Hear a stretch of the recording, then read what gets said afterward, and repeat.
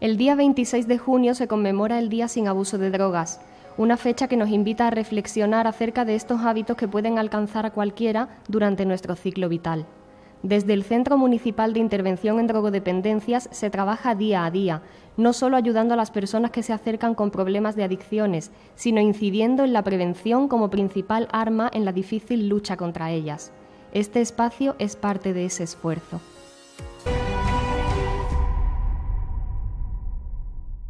El cannabis, una sustancia que a pesar de su ilegalidad está socialmente aceptada. Muchos son los mitos y falsas creencias en torno a su consumo, que cada vez es más frecuente entre nuestros jóvenes. Hoy vamos a desmontar algunos de ellos. Sustancia, cannabis, conocida como María, marihuana, hachís, porros, canutos, petardos, petas, costo, chocolate.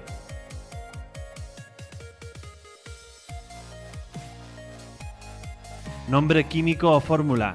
El cannabis sativa contiene más de 400 componentes identificables. El principio activo es el THC, el tetrahidrocannabinol. La proporción de THC varía según la planta, el clima, el terreno, la cosecha y las partes que utilicemos.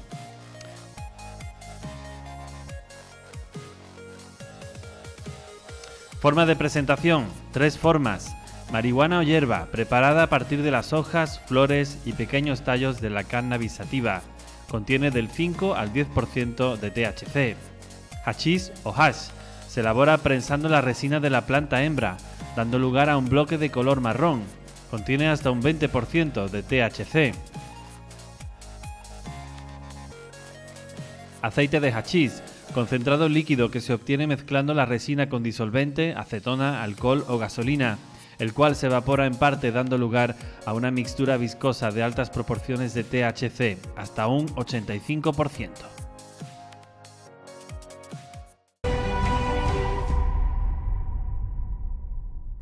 Pero vamos a conocer también cuál es el perfil del consumidor medio de esta sustancia. El cannabis es la droga ilegal más consumida por los jóvenes. En el último informe del Observatorio Español para las Drogas, que es del 2016, se habla de que un 29% de los jóvenes han consumido alguna vez cannabis en su vida. 1,8% lo consumen a diario.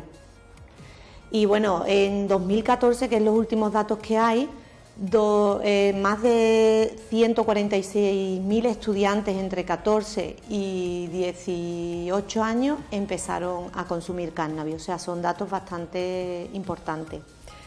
El cannabis es, tras el alcohol y el tabaco, la sustancia psicoactiva más disponible y además que tiene mayor aceptación social dentro de las drogas ilegales. La mayoría de los jóvenes, incluso muchos padres, piensan, bueno, pero un porro no es igual que una raya, ¿no? Y hay más tolerancia. Si se enteran que su hijo consume porro, pues bueno, no hay tanta repercusión como si consumiera otras sustancias tóxicas.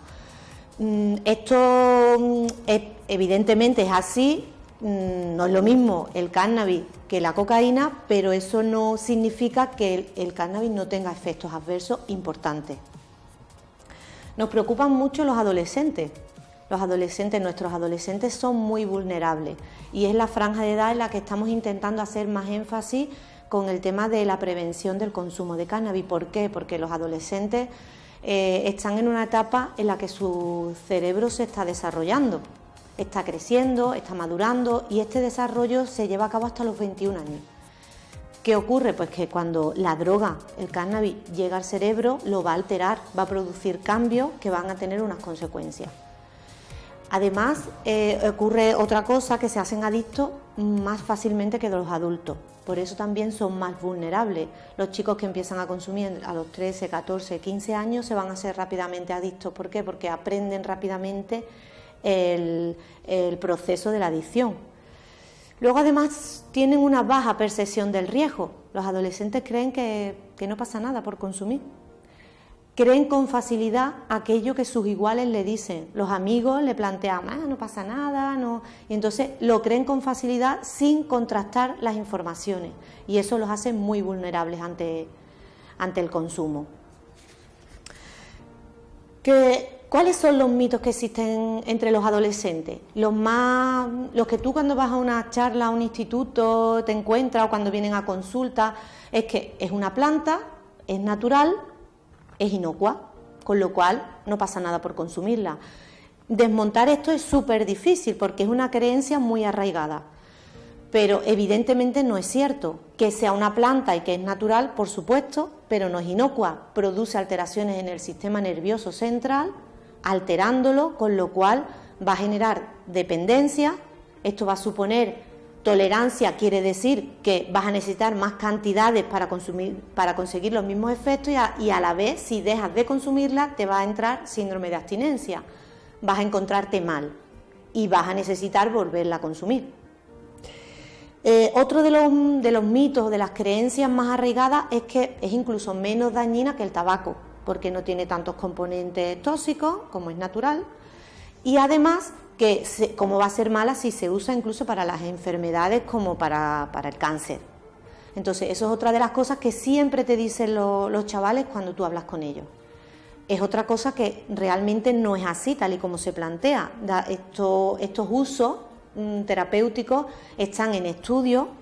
Siempre se habla de algunos componentes de la planta del cannabis bajo supervisión médica y nunca de forma fumada. O sea, con lo cual no tiene ninguna razón de ser esa creencia que existe entre los jóvenes, pero es dificilísimo cambiar esta percepción.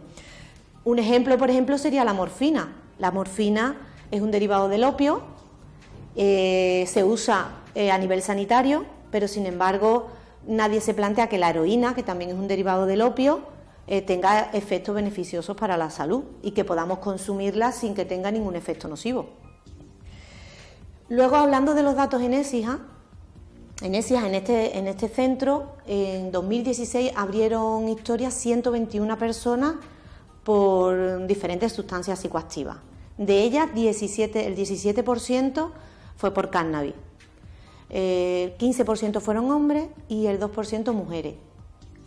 De estas personas, la mayoría, los hombres empezaron a los 15 años y las mujeres a los 17. Siempre la mujer un poquito más tarde. Hay tres perfiles, podemos decir, bueno, de forma general, no haciendo mucha concreción, hay tres perfiles de consumidores de cannabis en el centro.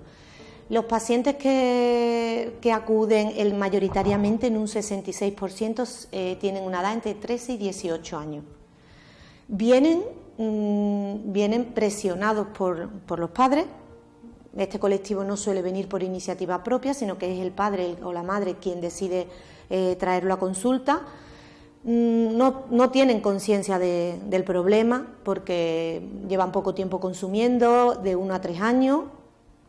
Todavía no han visto las consecuencias más graves del consumo y por tanto no tienen intención de cambio, no hay una motivación para cambiar.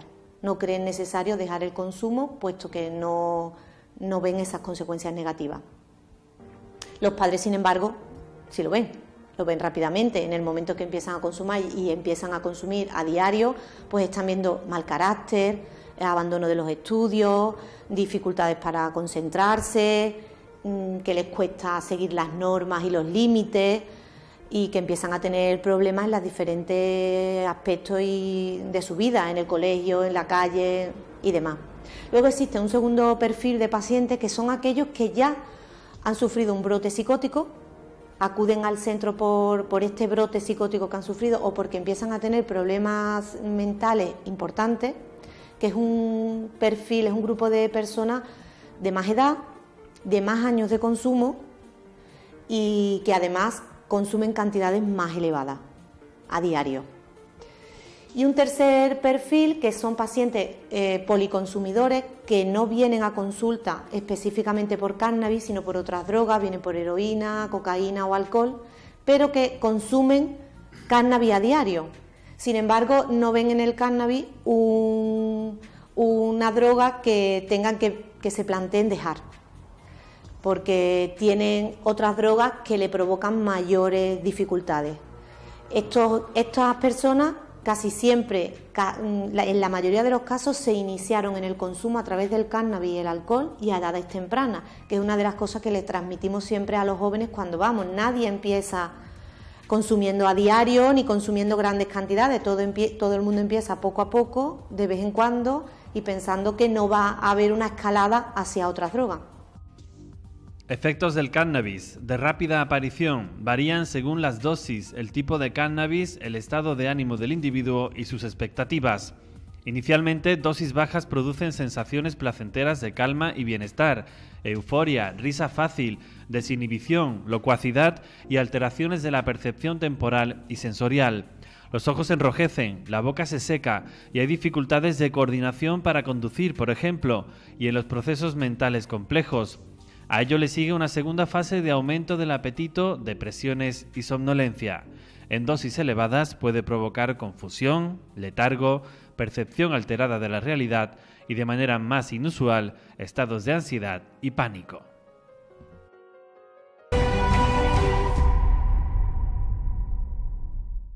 ¿Cómo se debe actuar contra el cannabis? Los problemas que puede causar el consumo de esta sustancia son numerosos y variados. Todos ellos son tratados en el Centro Municipal de Intervención en Drogodependencia.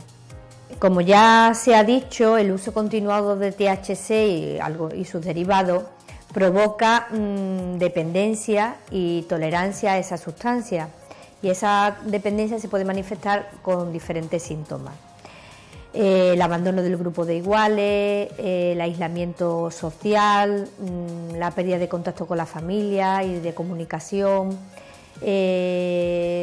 irritabilidad, nerviosismo, peleas, discusiones tanto dentro como fuera de casa, ansiedad o un estado de estrés excesivo y trastornos del estado de ánimo o depresión. Digamos que la enfermedad o el trastorno más grave que puede aparecer en un consumidor de cannabis es la psicosis o la esquizofrenia, que tiene una probabilidad de 2 a 3 veces mayor que aparezca en un consumidor de cannabis que en otros consumidores de otras sustancias tóxicas. La psicosis se puede manifestar de 3 maneras diferentes o en 3 casos distintos. En el primer caso puede ser por una intoxicación aguda, es decir, una persona que ha consumido mucho durante un periodo de tiempo corto. En otros casos ocurre la psicosis cuando la persona ha dejado el consumo. Un consumidor habitual, fumador de altas cantidades de cannabis, deja el consumo y aparece el brote psicótico.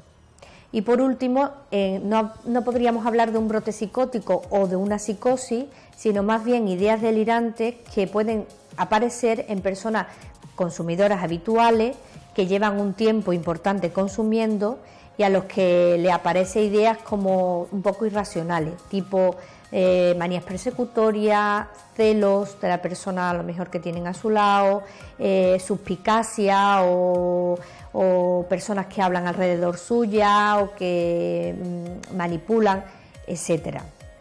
En todos los casos, el Centro de Drogodependencia pues atiende a las personas que han tenido algún tipo de psicosis una vez que han salido de alta terapéutica del hospital de la Merced de Osuna. En cuanto a si es fácil que una persona que consume venga al centro, ya habla un poco Raquel antes de los datos estadísticos de este centro en concreto.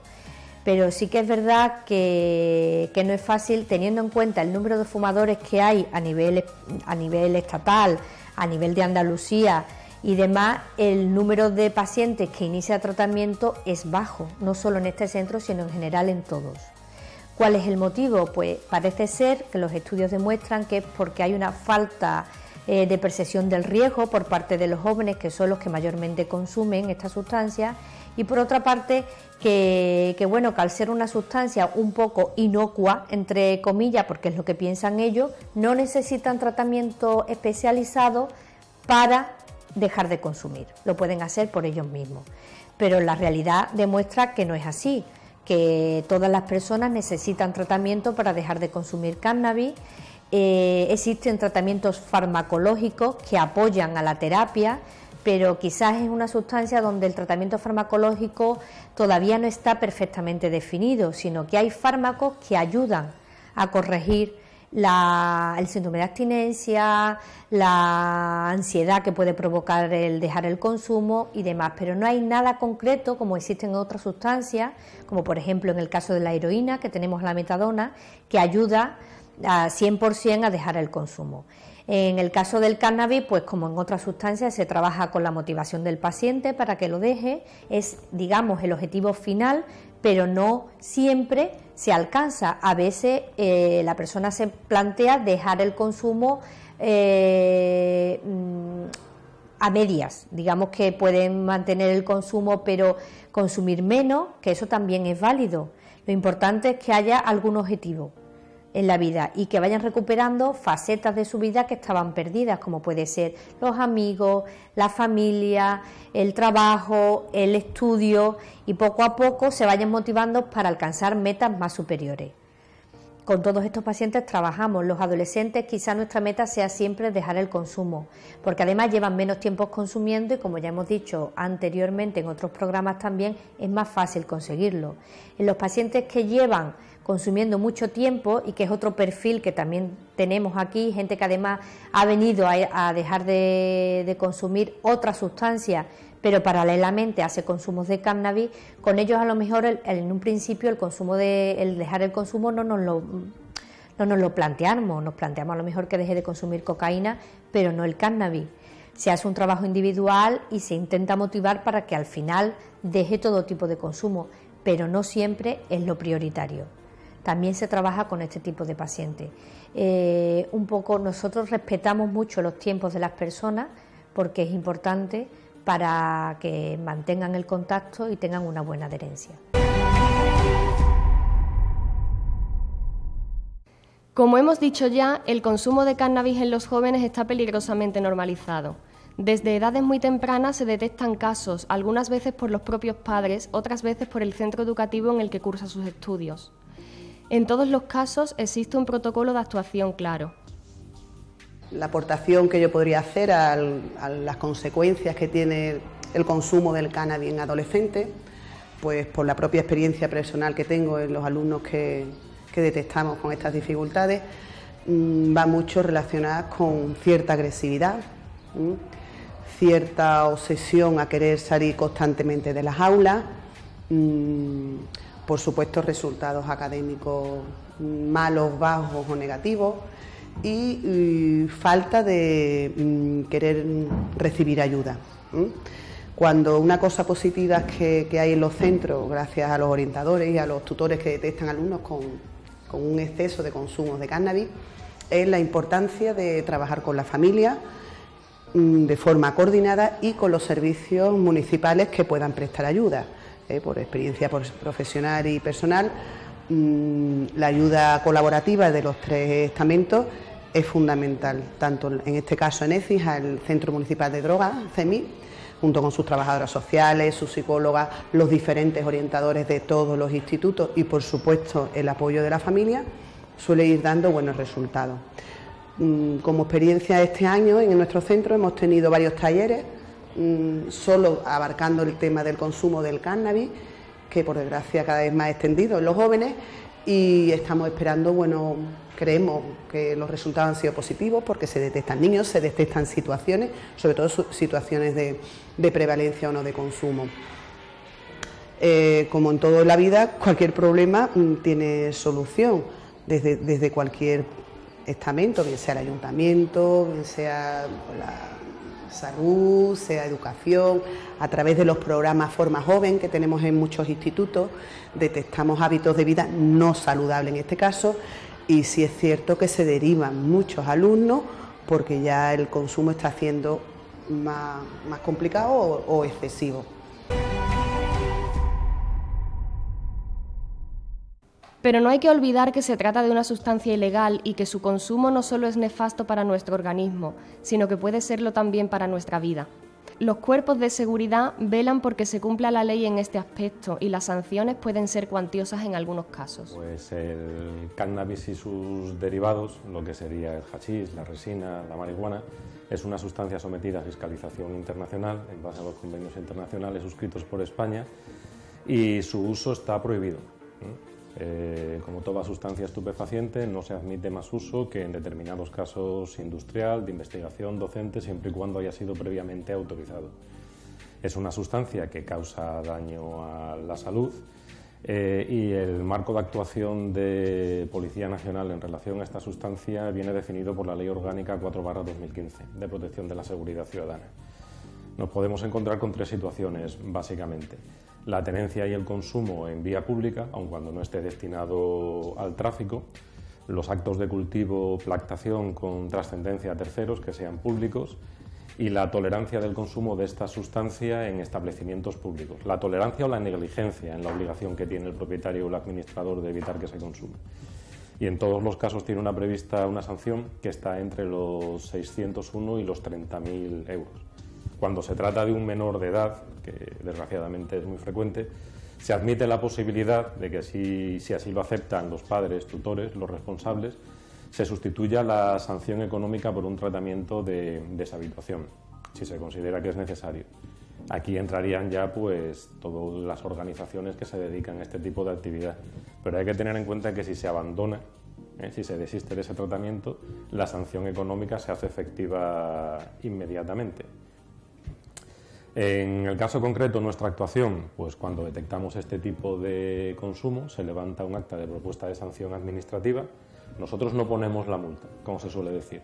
Nosotros dejamos constancia de la situación, identificamos a la persona que está incurriendo en esa conducta, intervenimos la sustancia y la remitimos a la subdelegación de gobierno, que es el órgano competente para, en el caso de que proceda, imponer una sanción económica. La sustancia, con todas las garantías, respetando la cadena de custodia, se remite al área de sanidad de la subdelegación de gobierno, donde se realiza un análisis que diga que se trata de una sustancia estupefaciente sometida a fiscalización, garantizando la legalidad para proponer la sanción que corresponda. Ese es el procedimiento que se sigue, siempre respetando escrupulosamente la legalidad en el proceso de identificación y de remisión de la sustancia. En cuanto a la posible incidencia que tiene en esta ciudad, pues no es muy diferente de cualquier otra ciudad más pequeña, del mismo tamaño o más grande. El problema que tenemos con el cannabis es que hay una ausencia de percepción de riesgo. Es decir, parece que está socialmente admitida, socialmente aceptada y no se es consciente del riesgo que supone. Resulta curioso que en un momento actual en el que la convicción de la sociedad frente a lo que puede suponer el consumo de tabaco es generalizada, no se tenga esa percepción respecto a una sustancia que, aparte de lo que es en sí la sustancia, se consume mezclada con tabaco. Y bueno, básicamente esa es nuestra intervención en estos casos. Si se trata de un menor, que es lo que ocurre en ocasiones, el que está consumiendo, automáticamente un menor que está en contacto con una sustancia estupefaciente es un menor en situación de riesgo. Nuestra obligación es trasladarlo a dependencias policiales y ponernos en contacto con sus padres, con sus tutores, para hacerle entrega de ese menor e informarle de la situación en la que se encontraba. Si es menor de 14 años, no hay responsabilidad administrativa, pero si tiene una edad comprendida entre los 14 y los 18, sí que existe esa responsabilidad, con la posibilidad que os he comentado antes de que la sanción se pueda sustituir por un tratamiento de deshabituación o corrector. Teniendo siempre en cuenta que la actuación con el menor, siempre por nuestra parte, la prioridad no es la sanción ni la intervención, sino que es la protección del menor, en todo caso, separarlo de esa fuente de peligro y ponerlo pues, a resguardo con sus padres o sus representantes legales.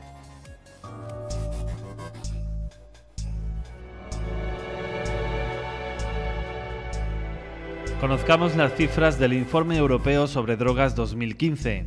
El cannabis sigue siendo la droga ilegal más consumida en Europa. 79 millones de adultos han probado el cannabis en algún momento de su vida. Alrededor del 1% lo consumen a diario. El 11,7% de los jóvenes europeos consumieron cannabis en el último año. El cannabis representa el 80% de todas las incautaciones, el 3% de plantas de cannabis, el 28% es resina de cannabis y el 49% hierba de cannabis. Más del 70% de las infracciones a la ley de drogas están relacionadas con el cannabis. Los productos derivados del cannabis de gran potencia han aumentado su cuota de mercado, una indicación de un aumento de graves riesgos para la salud. Como pueden observar, los problemas derivados de las adicciones son muchos y muy variados, y nadie, absolutamente nadie, está a salvo de sufrir alguna durante su vida. Desde el Centro Municipal de Intervención en Drogodependencia se trabaja desde hace décadas para prevenir este tipo de hábitos perjudiciales, pero es de vital importancia que cada uno de nosotros tomemos conciencia de las consecuencias negativas que acarrean las adicciones para nuestra vida. Debemos estar siempre alerta y aprender a decir no.